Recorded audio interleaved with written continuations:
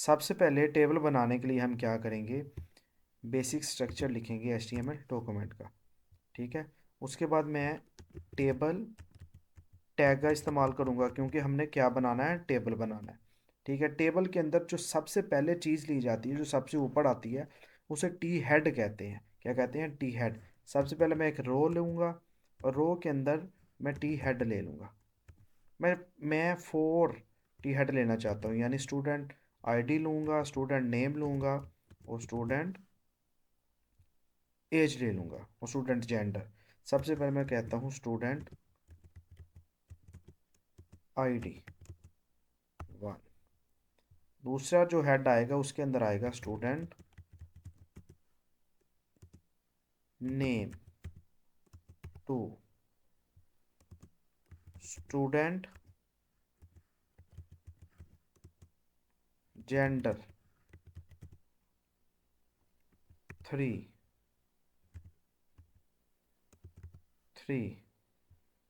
और जो fourth number पे है उसके अंदर मैं लिखना चाहता हूँ स्टूडेंट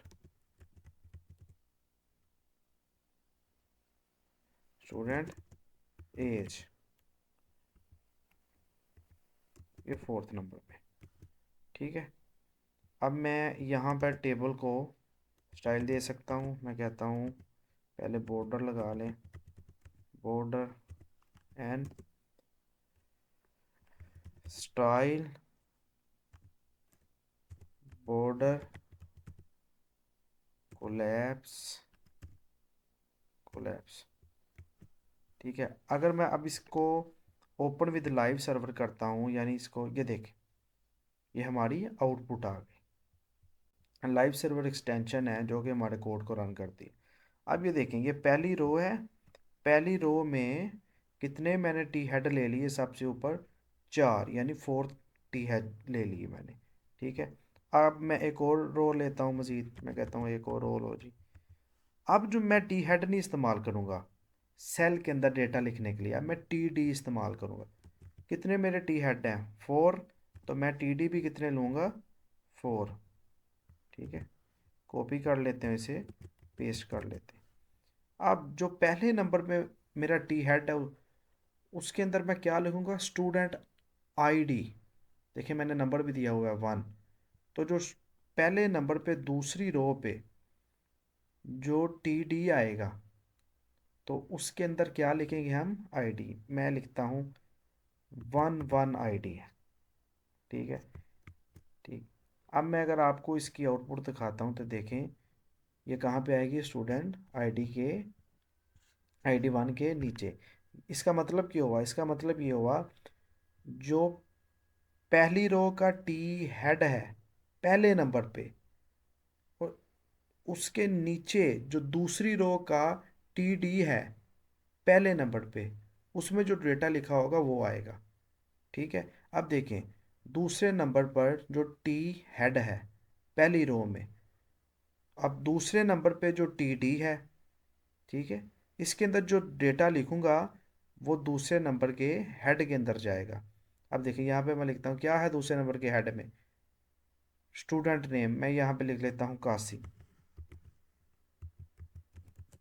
ठीक है, अब देखिए अगर मैं इसे सेव करता हूँ तो ये देखें दूसरे नंबर पे आ गया।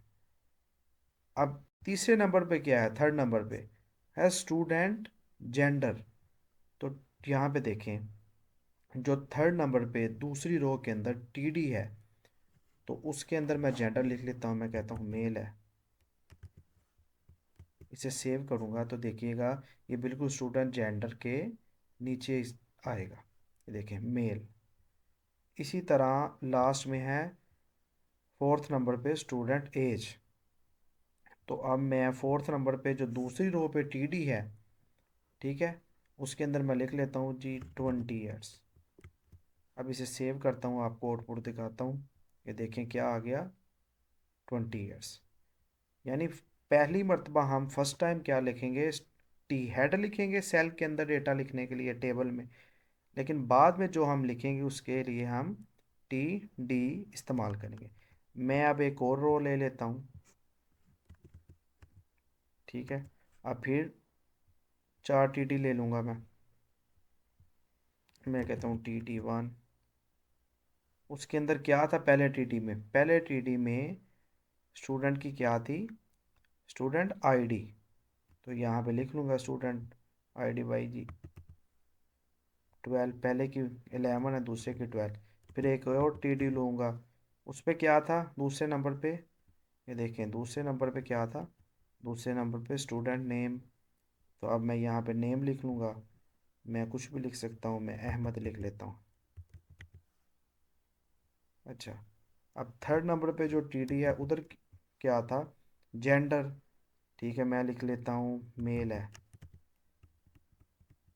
अब जो फोर्थ नंबर पे TD आएगा उसमें एज है, आपको पता है, तो मैं 22 ईयर्स लिख। अब मैं इसे सेव करता हूँ तो आप देखिए इसकी आउटपुट क्या आएगी। ये देखें, ये इसकी आउटपुट आ गई। इस तरह मैं एक और रो ले लेता हूँ। ठीक है, और उसमें मैं TD ले लेता हूँ। पहले नंबर पे जो T हेड है उसकी जो थर्ड नंबर वाली ये अब रो मैंने लगाई है, वो उसके अंदर क्या आएगा? उसके अंदर आईडी आएगी। तो अब मैं लिख लेता हूँ 13 आईडी है। तो 13 के बाद एक और TD ले लूँगा मैं, उसके अंदर नेम आएगा। नेम मैं कर लेता हूँ शान। एक और TD ले लेता हूँ, उसके अंदर क्या है? थर्ड नंबर पे क्या आना है? थर्ड नंबर पे आना है मेल है या फीमेल? मेल है, तो मेल लिख लिया। अब फोर्थ नंबर पे देखिए मैं क्या लगाऊंगा? एक और TD लगाऊंगा, उसके अंदर क्या आएगा? एज। मैं 23 ईयर्स लिख लेता। अब आउटपुट देखें आप, ये देखें। ठीक है, इस तरह मैं मज़ीद रोज़ ले सकता हूँ टेबल बनाने के लिए। अगर मैं इसको कॉपी करूँ और इसको पेस्ट कर दूँ, आप जितनी मर्ज़ी चाहे रो लगा सकते हैं। ठीक है, यहाँ पे आके मैं नाम चेंज कर सकता हूँ। मैं कहता हूँ आईडी, मेरी आईडी हमेशा स्पेसिफिक होती है, मैं 14 कर देता हूँ। नाम मैं यहाँ पे कर देता हूँ इमरान। यहाँ पे मेल, एज में कर देता हूँ 24 ईयर्स। आईडी यहाँ पे 15 कर देता हूँ। ठीक है, यहाँ पे काशिफ, सॉरी मेल है, मेल ही आएगा। अब यहाँ पे 24 कर देता हूँ।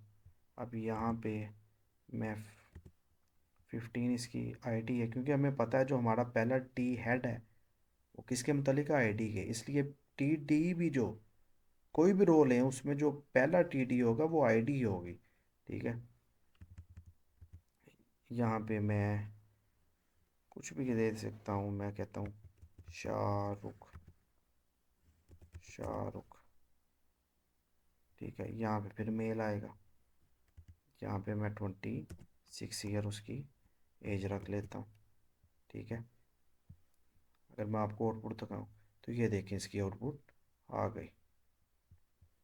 ठीक है, अगर मैं इसको बिल्कुल सेंटर में लिखना चाहता हूँ, ठीक है, तो यहाँ पे मैं लिख सकता हूँ टेक्स्ट लाइन सेंटर। अगर मैं इसको सेव करने के बाद ये देखें, ये सब कुछ क्या हुआ? बिल्कुल सेंटर में आ गया। मैं इसको कलर भी दे सकता हूँ। ठीक है,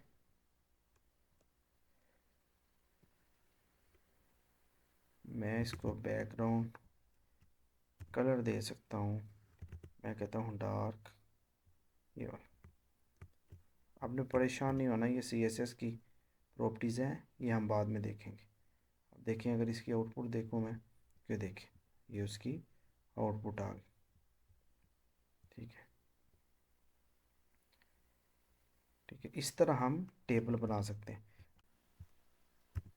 टेबल के अंदर आके यहाँ पे मैं कैप्शन भी लिख सकता हूँ, यानी टेबल का कैप्शन, सॉरी यहाँ पे मैं लिखूँगा कैप्शन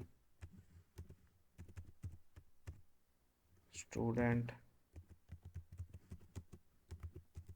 टेबल। ये देखेंगे स्टूडेंट टेबल आ, कैप्शन आ। मैं इसका कलर चेंज अगर आपको करके दिखाऊँ आपको सही नज़र आएगा। मैं कहता हूँ कलर भाई ये कर लो, ठीक है। अगर आप देखें, आप ये देखें, मैं टेक्स्ट कलर भी चेंज कर सकता हूँ, ठीक है। ये तो बैकग्राउंड कलर है, यहाँ पे आके मैं लिखता हूँ कलर वाइट, एंड जो टेक्स्ट का कलर है वो वाइट कर दो ताकि सही से आउटपुट नज़र आ सके। ये देखें, ठीक है। इस तरह हम HTML के अंदर टेबल बना सकते हैं। Thank you.